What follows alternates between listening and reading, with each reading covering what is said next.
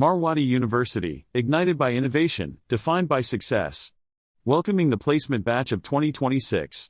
I am Udit Kumar, a final year BTech Computer Engineering student at Marwadi University.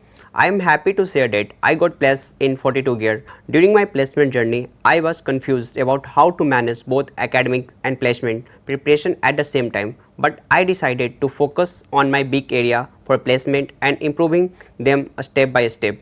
One important thing I learned is never compare yourself with others. Everyone has a different goal and a different path. I focus only on what I want, which field was right for me, and what I needed to learn to be best in that area.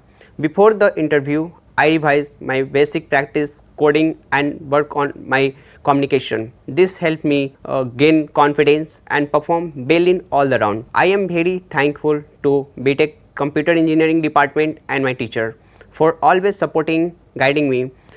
The department has always encouraged me to learn and grow. They help me improve my technical skill and problem solving, which play a big role in this journey.